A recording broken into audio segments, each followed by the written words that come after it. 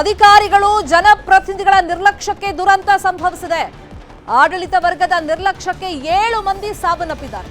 ಶಿಥಿಲಾವಸ್ಥೆಯ ಹಳೆಯ ಗೋಡೆಗಳ ತೆರವು ಯಾಕೆ ಮಾಡ್ತಾ ಇಲ್ಲ? ಫಸ್ಟ್ ಐಡೆಂಟಿಫೈ ಮಾಡಬೇಕು, ಅದನ್ನ ತೆರವು ಮಾಡಬೇಕು.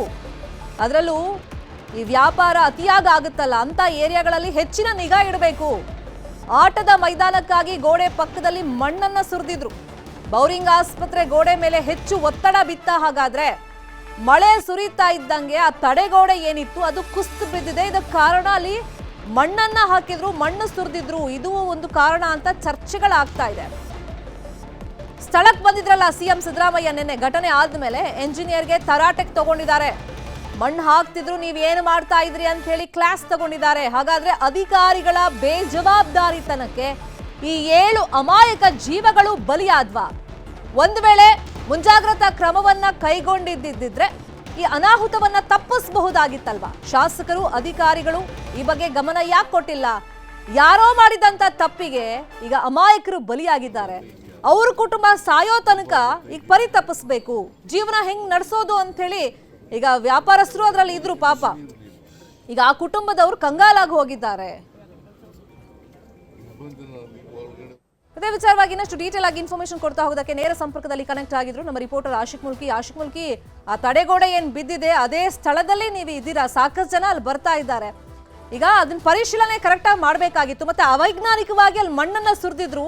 ಆ ಪ್ರೆಷರ್ ಇಂದನೂ ಈ ತಡೆಗೋಡೆ ಬಿದ್ದಿದೆ ಅಂತ ಹೇಳ್ತಾ ಇದ್ದಾರೆ. ಅಂದ್ರೆ ಬೆಂಗಳೂರಲ್ಲಿ ಒಂದು ಸಣ್ಣ ಮಳೆನೂ ತಡೆಯಲ್ಲ ಬೆಂಗಳೂರು. ಅದರಲ್ಲಿ 1.5 ತಾಸು ಏಪ್ರಿಲ್ ತಿಂಗಳಲ್ಲೇ ದಾಖಲೆ ಮಳೆ ಒಂದು ಭಾಗ. ಮತ್ತೊಂದು ಕಡೆ ಈ ಜನನಿಬಿಡ ಪ್ರದೇಶದಲ್ಲಿ ಅತಿ ಹೆಚ್ಚು ವ್ಯಾಪಾರವಾಗುವಂತ ಸ್ಥಳಗಳಲ್ಲಿ ಆ ಪ್ರದೇಶನೂ ಒಂದಾಗಿರೋದ್ರಿಂದ ಯಾಕಿದ್ರ ಕಡೆ ಅಧಿಕಾರಿಗಳು ಗಮನ ಕೊಟ್ಟಿಲ್ಲ?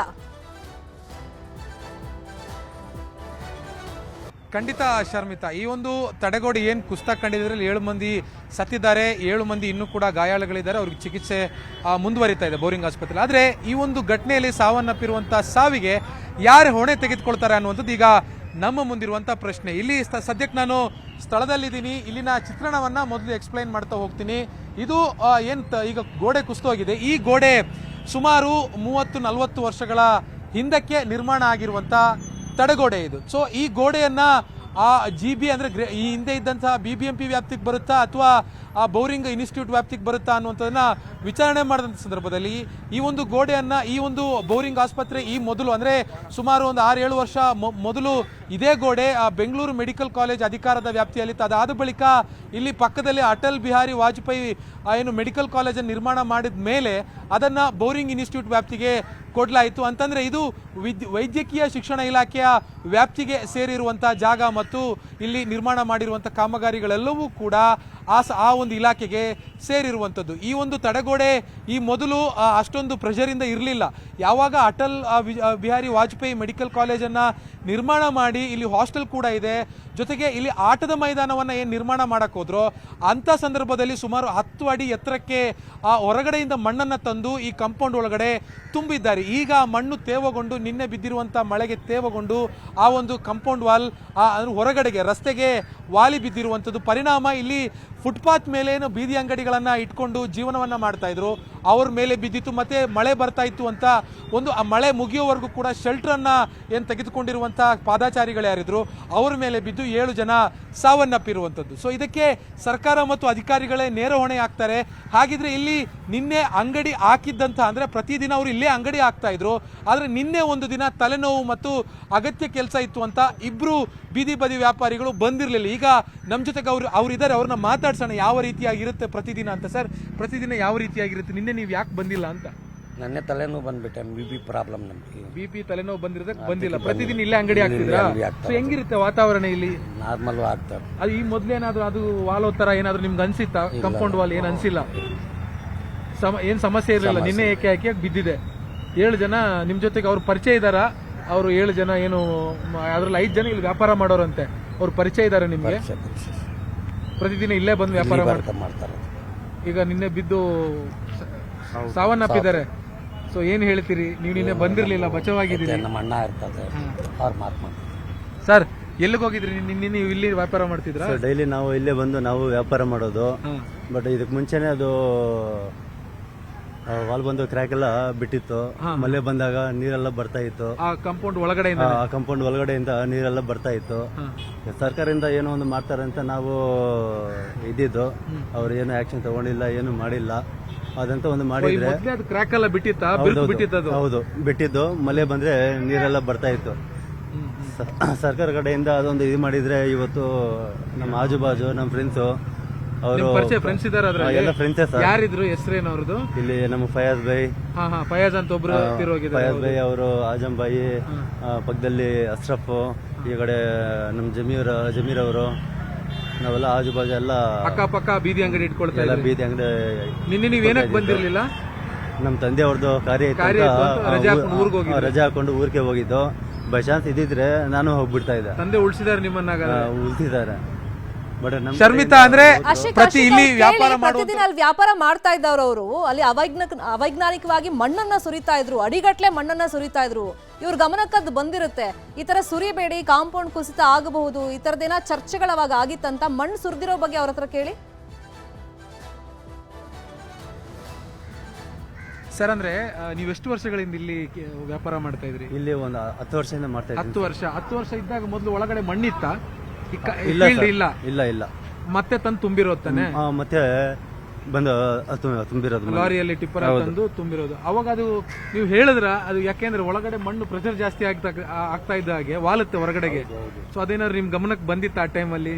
ಆ ಟೈಮ್ದಲ್ಲೇ ಆ ತರ ಇತ್ತು ಮೂವ್ಮೆಂಟ್. ಮಳೆ ಬಂದಾಗ ಒಳಗಡೆ ಆಚ ಕಡೆ ನೀರೆಲ್ಲ ಫುಲ್ ಬರ್ತಾ ಇತ್ತು. ಆವಾಗ್ಲೇ ಒಂದು ಹೌದು, ಆವಾಗ್ಲೇ ಒಂದು ಸ್ಟೆಪ್ ತಗೊಂಡು ಇದು ಸರ್ಕಾರ ಇದು ಮಾಡಿದ್ರೆ ಈಗ ಈ ತರ ಒಂದು ಇನ್ಸಿಡೆಂಟ್ ಆಗ್ತಾ ಇಲ್ಲ. ನಮ್ಮ ಪಕ್ಕದಲ್ಲಿ ಹಾಕೋದು ನೀವು ಮಾತಾಡ್ಕೊಳ್ತಿದ್ರೆ ಈ ತರದ ಒಂದು ಸಮಸ್ಯೆ ಆಗಿತ್ತು ಅಂತ. ಮಳೆ ನೀರೆಲ್ಲ ಬರ್ತಾ ಬಿರುಕು ಬಿಡ್ತಾ ಇರೋದು ನೋಡಿದ್ರೆ ಒಂದಲ್ಲ ಒಂದಿನ ಬೀಳುತ್ತೆ ಅಂತ ನಿಮ್ಗೆ ಅನ್ಸಿತ್ತು? ಗೊತ್ತು ಸರ್. ಬಟ್ ಯಾವಾಗ ಬಗ್ಗೆ ನಾನು ಹೇಳಿದ್ದಾರೆ, BBMP ಅವರಿಗೆ ಹೇಳಿದ್ದಾರೆ. ಯಾವಾಗ? ಹಿಂದೆನೆ ಹೇಳಿದ್ರ? ಹಿಂದೆನೆ.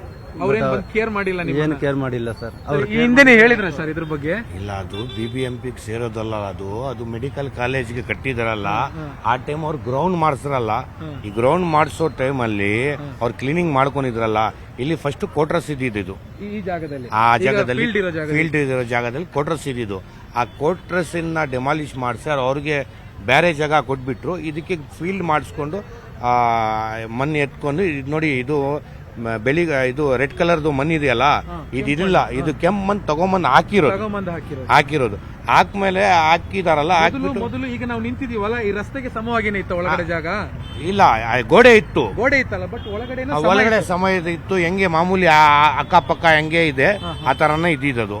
ಅದಕ್ಕೇನ್ ಮಾಡ್ರು, ತಿರ್ಗಾ ತಗೊಂಬಂದ್ ಮಣ್ಣು ಹಾಕಿ ಇದು ಫೀಲ್ಡ್ ಮಾಡ್ಕೊಂಡ್ ಬಂದಿದಾರಲ್ಲ. ಮಾಡೋ ಟೈಮಲ್ಲಿ ಮಾಡಿ ಬಂದಿದಾರಲ್ಲ, ಅದ್ರಲ್ಲಿ ಏನನ್ನ ಟ್ರಬಲ್ ಆಗಿರ್ಬೋದು.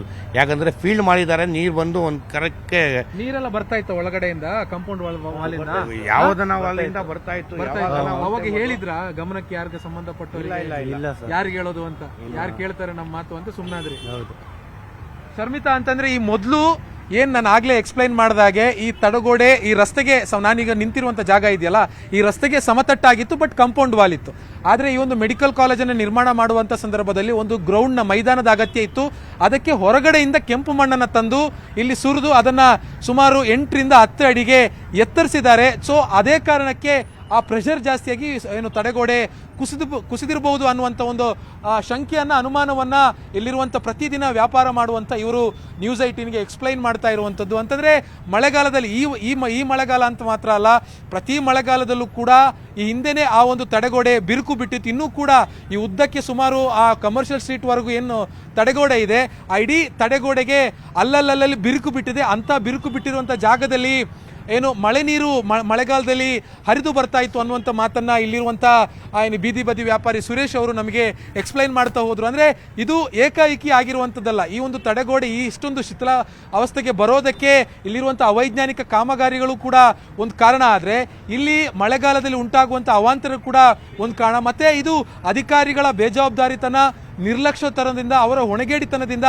ಇದು ಆಗಿದೆ ಅನ್ನುವಂಥದ್ದು ಇಲ್ಲಿರುವಂಥ ಬದಿ ವ್ಯಾಪಾರಿಗಳು ಹೇಳ್ತಾ ಇದ್ದಾರೆ. ಅಂದ್ರೆ ಮಳೆಗಾಲದಲ್ಲಿ ನೀರು ಆ ಒಂದು ತಡೆಗೋಡೆಯನ್ನೇ ಸೀಳಿ ಹೊರಗಡೆ ಬರ್ತಾ ಇತ್ತು ಅಂತಂದ್ರೆ ಅದಕ್ಕೆ ಬೇಕಾಗಿರುವಂಥ ದುರಸ್ತಿ ಕಾಮಗಾರಿಗಳನ್ನು, ಅದು ಗ್ರೇಟರ್ ಬೆಂಗಳೂರು ಪ್ರಾಧಿಕಾರ ಇರ್ಬೋದು, ಅಥವಾ ಈ ಹಿಂದೆ ಇದ್ದಂಥ BBMP ಇರ್ಬೋದು, ಅಥವಾ ವೈದ್ಯಕೀಯ ಶಿಕ್ಷಣ ಇಲಾಖೆ ಇರ್ಬೋದು, ಅಥವಾ ಬೋರಿಂಗ್ ಆಸ್ಪತ್ರೆ ಏನು ಮುಖ್ಯಸ್ಥರು ಇರ್ಬೋದು, ಅವರು ಯಾರೇ ಆದರೂ ಕೂಡ ಅದನ್ನ ನಿಂತು ಮಾಡಿಸ್ಬೇಕಾಗಿತ್ತು.